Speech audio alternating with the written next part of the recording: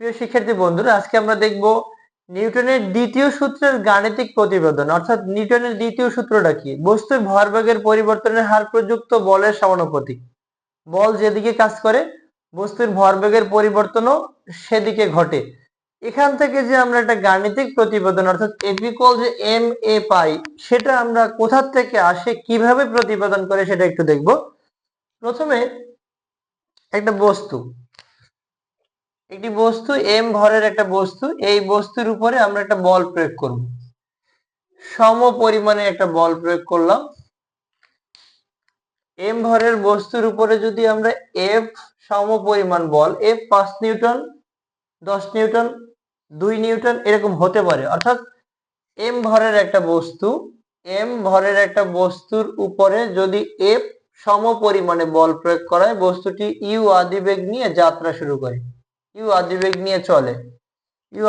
নিয়ে চলে t সময় পরে, অর্থাৎ t সময় ধরে এই বস্তুটা চলে v শেষ বেগ প্রাপ্ত হয়। এই m ভরের বস্তুটা t সময় ধরে চলে, অর্থাৎ মধ্যবর্তী এখান থেকে এটাকে আমরা স্টেজে ধরতে পারি। এ বিন্দু থেকে একটা পজিশন ধরতে পারি, এ বিন্দু থেকে বি বিন্দুতে পৌঁছায় টি সময় পরে। তাহলে কি বলবো? ধরি m ভরের একটি বস্তুর উপরে f সম পরিমাণে বল প্রয়োগ করায় বস্তুটি u আদিবেগ নিয়ে টি সময় ধরে চলে, v শেষ বেগ প্রাপ্ত হয়। এটাকে আমরা একটু ভাষাগতভাবে বলতে চাই। মনে করি m ভরের একটি বস্তুর উপর, m ভরের একটি বস্তুর উপর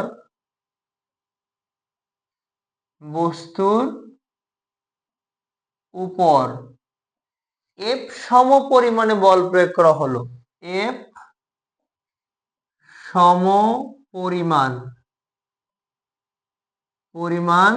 বল প্রয়োগ করায়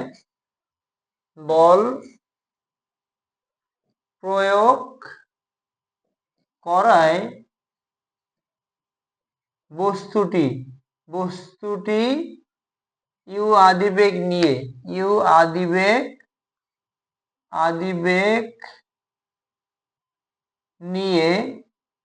টি সময় ধরে চলে। এখানে এই কথাটা আমরা ভাষাগতভাবে লিখতে চাই। u আদিবেগ নিয়ে টি সময় ধরে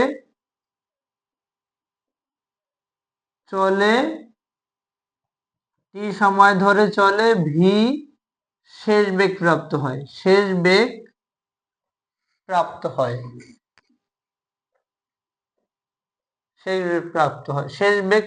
হয়।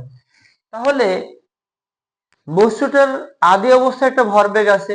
আমরা জানি ভরবেগের গুণফলকে ভরবেগ বলে, মোমেন্টাম বা ভরবেগের গুণফলকে ভরবেগ বলে। তাহলে এই শুরুতে বস্তুর ভর এবং বেগ আছে, তাহলে ভরবেগের গুণফলকে ভরবেগ বলে। তাহলে আমরা বলবো বস্তুটির আদি ভরবেগ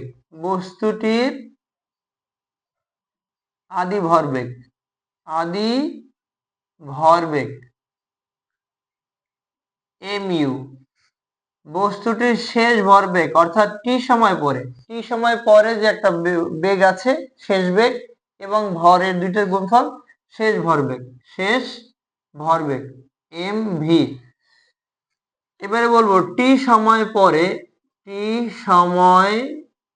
পরে বস্তুটির ভরবেগের পরিবর্তন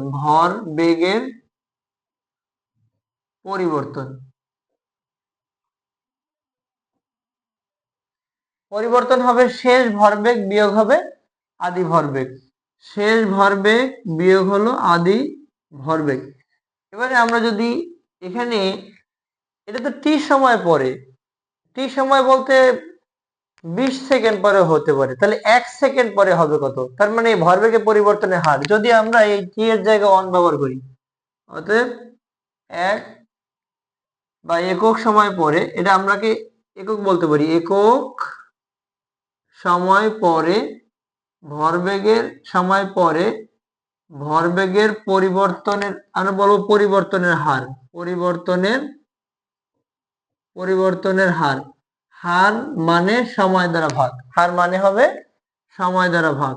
এখান থেকে যদি আমরা উপর থেকে যদি একটা এম কমন নিই তাহলে হবে ভি মাইনাস ইউ ভাগ হলো এই টি। এই টি দিয়ে এখান থেকে এখানে এসে ভাগ হয়ে গেল।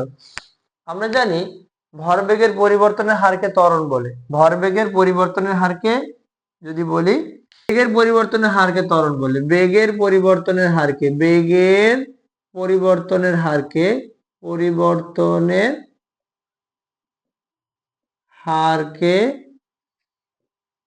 ত্বরণ বলে।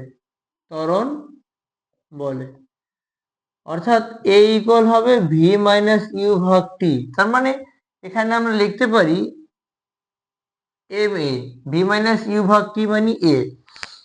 নিউটনের দ্বিতীয় সূত্র থেকে আমরা জানি ভরবেগের পরিবর্তনের হার প্রযুক্ত বলের সমানুপাতিক। তার মানে এটা কিন্তু এখন ভরবেগের পরিবর্তনের হার এখন। তো ভরবেগের নিউটনের দ্বিতীয় সূত্র থেকে নিউটনের দ্বিতীয় সূত্র হতে ভরবেগের পরিবর্তনের হার প্রযুক্ত বলের সমানুপাতিক। অর্থাৎ যে পরিমাণে বল প্রয়োগ করা হবে, বল যত বেশি প্রয়োগ করা হবে ভরবেগের পরিবর্তন তত বেশি হবে, এবং ভরবেগের পরিবর্তন সেদিকে ঘটবে যেদিকে বল প্রয়োগ করা হবে। তো এখানে আমরা সেই কথাটা বলছি না, আমরা শুধু এই সূত্রটা প্রতিপাদন করার জন্য বলছি যে নিউটনের দ্বিতীয় সূত্র মতে ভরবেগের পরিবর্তনের হার প্রযুক্ত বলের সমানুপাতিক, মানে বল যত বেশি প্রয়োগ করা হবে ভরবেগের পরিবর্তন তত বেশি হবে। তাহলে এফ সমানুপাতিক চিহ্ন এম এ সমানুপাতিক এফ হবে। এখন আমরা যদি এই সমীকরণ থেকে এই সমীকরণে সমানুপাতিক চিহ্নটা উঠাই দেই তাহলে একটা ধ্রুবক আসবে কে। নিলাম কে একটি সমানুপাতিক ধ্রুবক, কে সমানুপাতিক ধ্রুবক।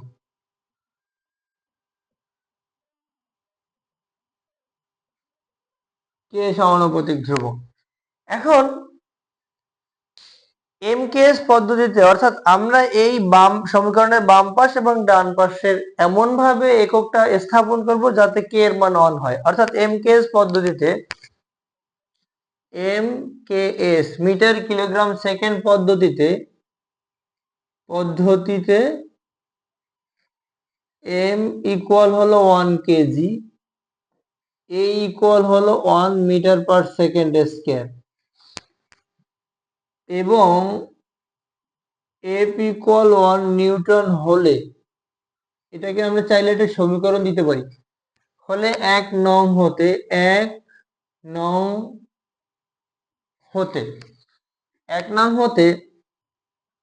বাম পাশ এর মান হলো 1, এম এর মান হলো 1, এর মানও হলো 1, তাহলে 1 ইন্টু 1 ইকুয়াল 1 ইন্টু কে।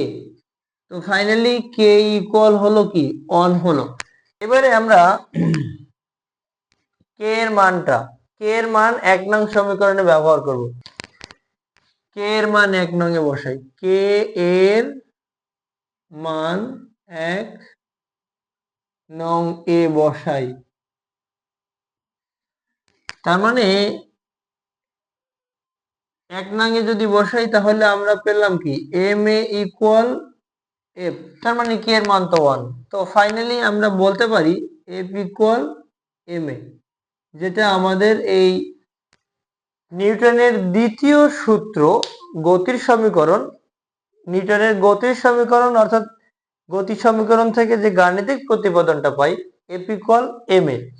এখন এই জায়গা থেকে আমরা যে এমকেএস পদ্ধতিতে জাস্ট এখানে কে ধ্রুবকের মানটা বের করলাম, এখান থেকে একটা বলের সংজ্ঞা পাওয়া যায়। বলের সংজ্ঞাটা কি? যে পরিমাণ বল 1 কেজি ভরের কোনো বলের মানে যে পরিমাণ বল 1 কেজি ভরের কোনো বস্তুর উপর ক্রিয়া করে 1 মিটার পার সেকেন্ড স্কয়ার ত্বরণ সৃষ্টি করে তাকে 1 নিউটন বল বলে। অর্থাৎ 1 নিউটন বলের একটা ভালো সংজ্ঞা রয়েছে এখানে। 1 নিউটন বল তো বলতে পারি যে পরিমাণ বল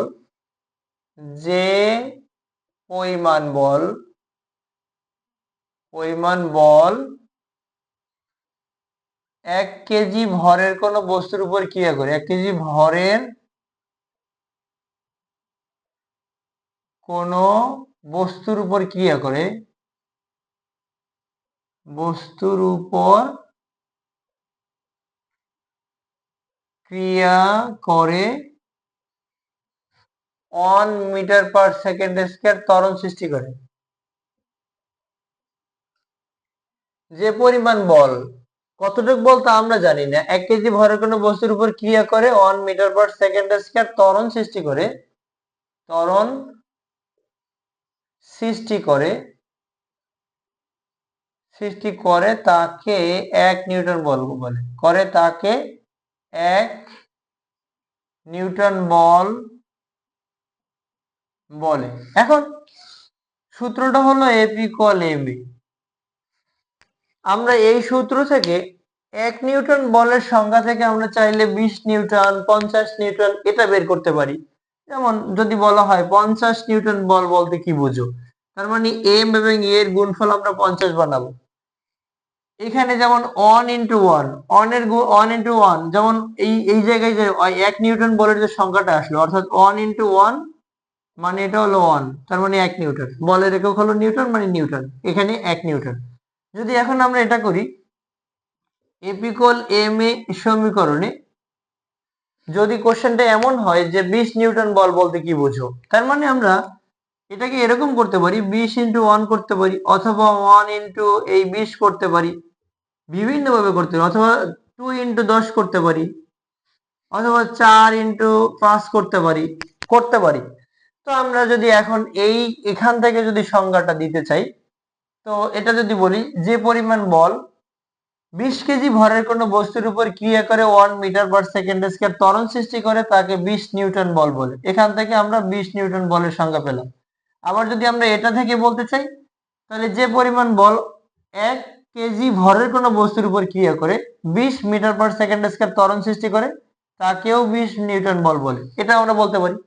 অথবা যদি আমরা এটা বলি যে পরিমাণ বল 2 কেজি ভরের কোনো বস্তুর উপর ক্রিয়া করে 10 মিটার পার সেকেন্ড স্কয়ার ত্বরণ সৃষ্টি করে তাকে 20 নিউটন বল বলে। এখান থেকে অর্থাৎ এই যে সামানুপাতিক ধ্রুবকটা আমরা বের করে নিলাম, এখান থেকে একটা বলের সংজ্ঞা পাওয়া যায়, 1 নিউটন বলের সংজ্ঞা, সেটা হলো এটা, অর্থাৎ 1 নিউটন বল যে পরিমাণ বল 1 কেজি ভরের কোনো বস্তুর উপর ক্রিয়া করে 1 মিটার পার সেকেন্ড স্কয়ার ত্বরণ সৃষ্টি করে। এখান থেকে আমরা এই বিভিন্ন বলের সংজ্ঞা নির্ণয় করতে পারবো, অর্থাৎ 10 নিউটন বল, 20 নিউটন বল, 5 নিউটন বল কিভাবে বের করা যায়।